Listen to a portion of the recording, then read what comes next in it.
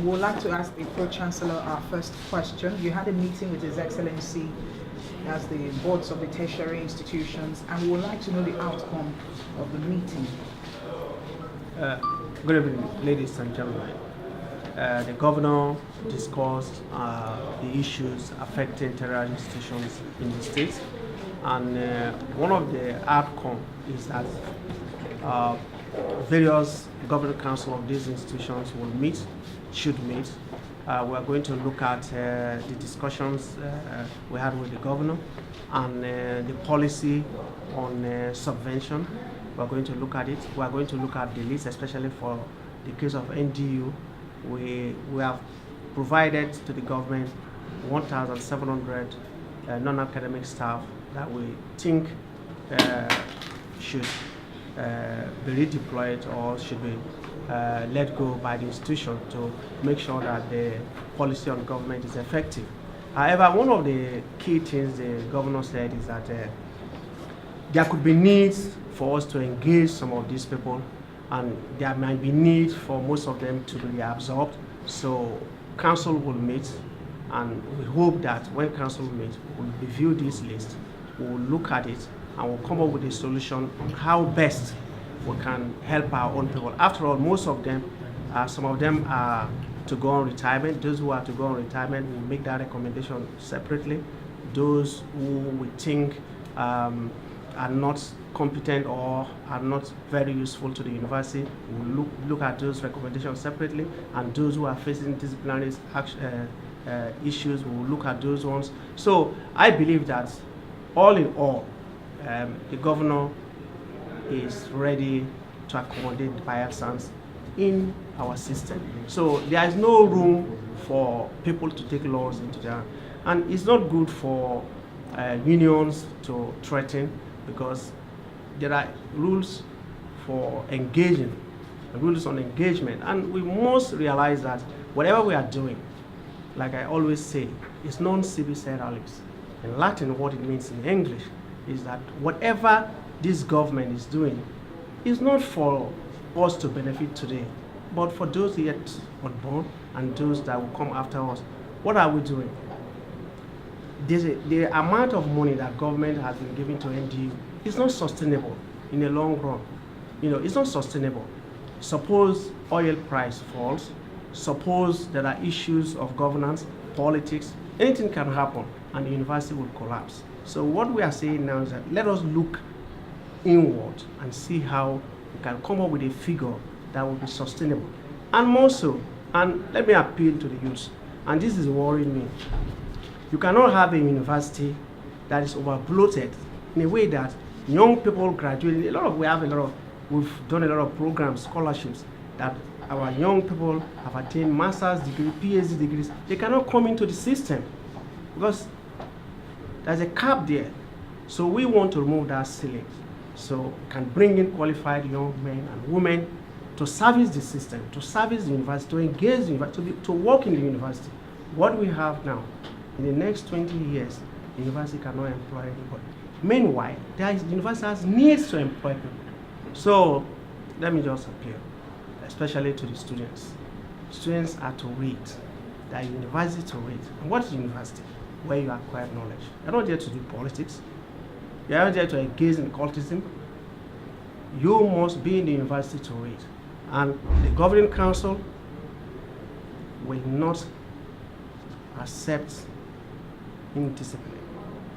If a student takes the wrong move, it's out. Out. And again, and I said it when we were inaugurated as a council, look at what is happening in other universities, sexual harassment and all that is not tolerated. When I talk about students, I always bring this in.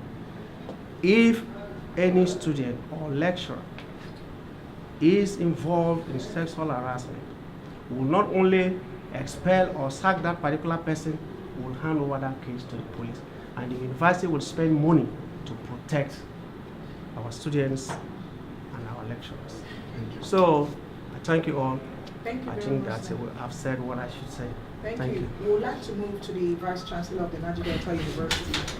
Sir, in your own case, my question is, there have been stories all over, even on social media, about the increment of school fees and having some of the students going as far as saying, oh, they will protest and all that. We would like you to really throw more light on that aspect. Is there increment in school fees, or is this something that they are carrying a misconception around?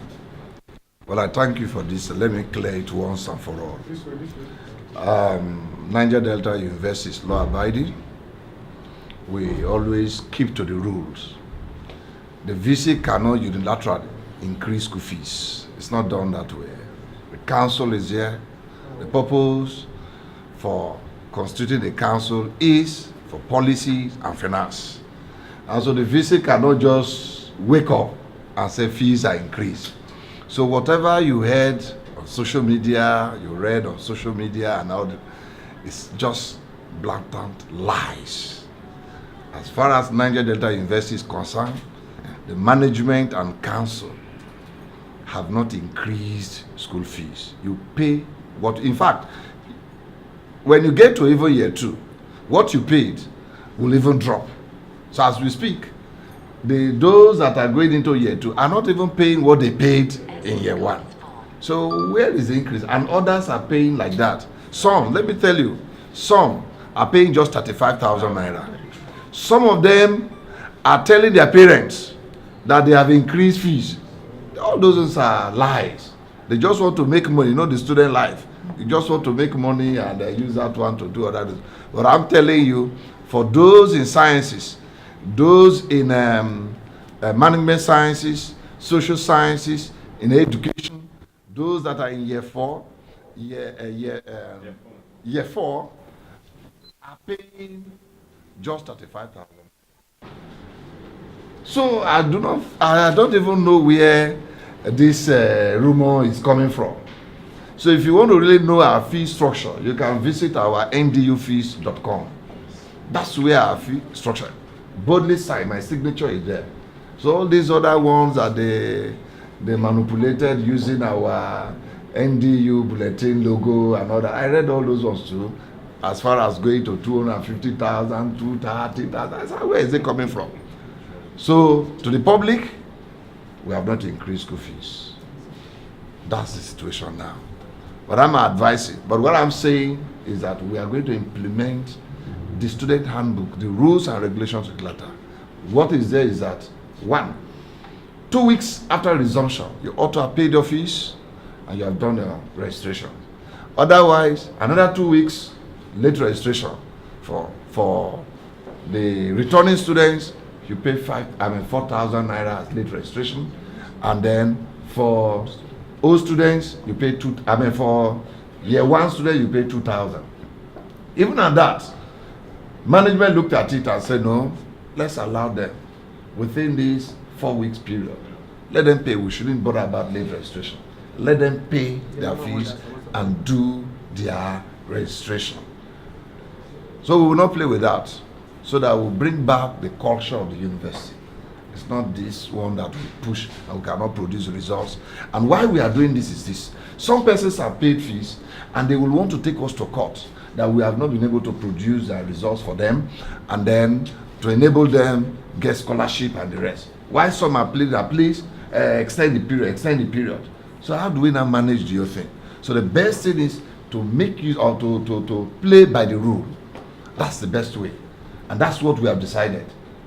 We have decided that in Senate, and mark you or take note, Senate is made up of all professors of the university, all heads of departments, all deans, and then two representatives from every faculty of the senior lecturer rank and above. And then we have taken that decision. Even in the committee of provost and deans meeting, that decision is taken. Let's bring back the culture of the university so that NDU will be there for us. And we have decided that this academic session, 2017-2018, will end by November. And 2018-2019 will start on the 10th of December. We have the calendar now. And that we will not allow anybody, anywhere, whether students or the public or whatever, to truncate this beautiful calendar that Senate came up with.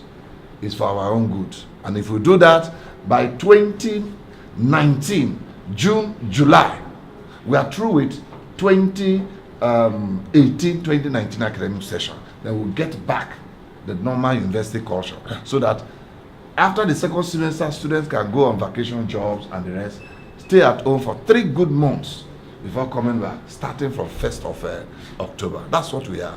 Thank you very much, sir. We'd like you to confirm if that is true. And then secondly, we've noticed that students have become willing to, in the hands of those who want to form public opinion.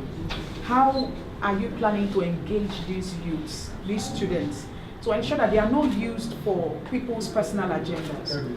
Thank you so much. The meeting was well thought out by the governor, and with the current position of change of heart of the student, he has introduced willingly to foster a new relationship, student-government relationship, by doing community service and tree planting exercise, where himself will come and be relating more on monthly or bi-monthly basis with the student. That will further enhance and better student-government relationship.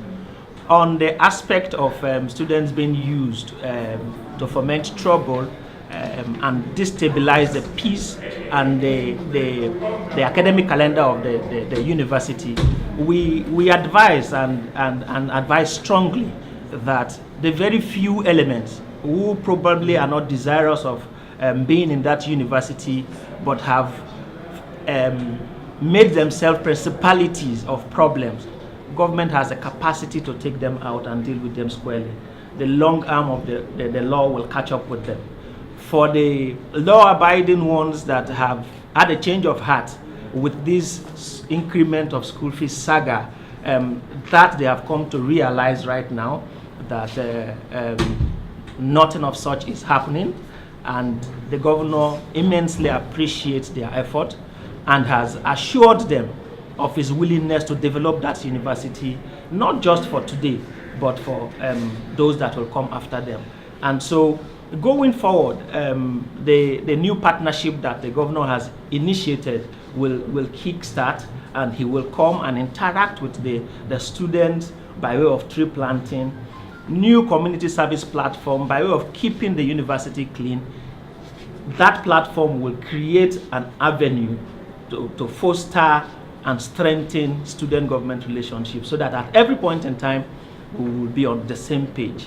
He has also asked them to eschew cultism, brigandage, and violence.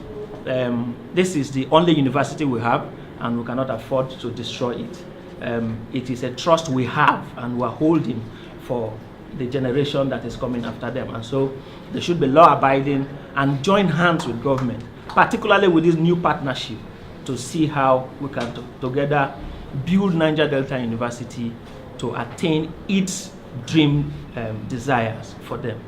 That is what we came out with the meeting from. Thank you so much.